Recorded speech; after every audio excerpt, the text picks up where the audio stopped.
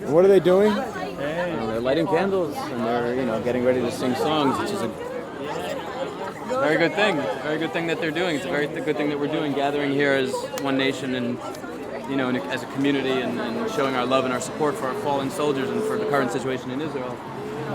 And yes, we do need the prayers and the songs and the gatherings and the unity. Of course we need that. But just as importantly, just as equally, we need to really physically do what needs to be done in terms of militarily, in terms of Israel advocacy and supporting Israel to the nth degree, because we see again we all know what's going on around the world, and it's an ugly business. But something, I'm not surprised. I'm really not. What I am surprised at is that anyone in this world is surprised at what's going on. That's what I'm shocked at. Hang on a second.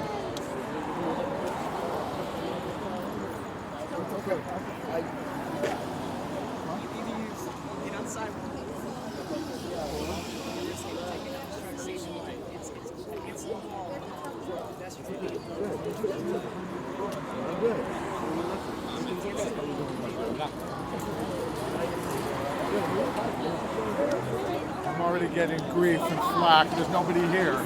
There's 5 cars here all night. I'm already getting flack from the police. But it's good. We stand up for ourselves. We don't take any gruff. We give back as good as we get.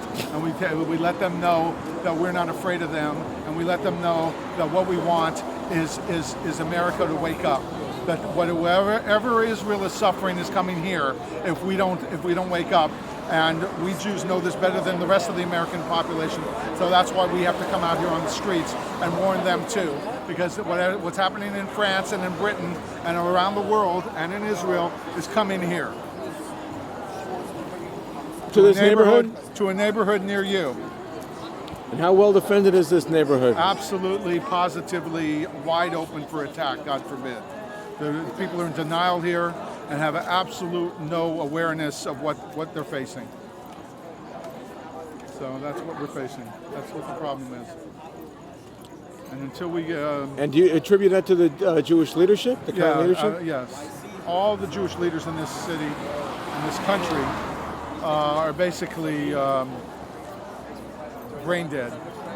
They basically have no true Jewish values. Even the Orthodox live in denial.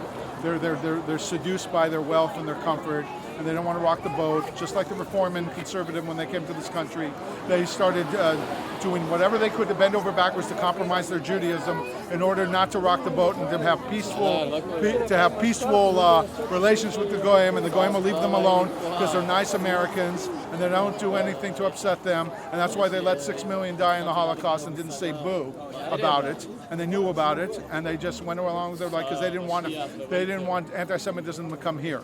And so we're here to say that was the wrong approach for Jews then. It's the wrong approach for Jews now. We see that the American Jewish people, because they're still afraid of the Goyim here, and they're afraid of losing their comfort and their wealth and their satisfied, complacent life, they're selling Israel down the river. They sold Israel down the river by Gaza and the Gush Katif disengagement, really the expulsion in 2005, and now we see the outcome of that insanity and the obscenity to drag faithful and loyal Jewish citizens off of their land, and we see what we've accomplished instead.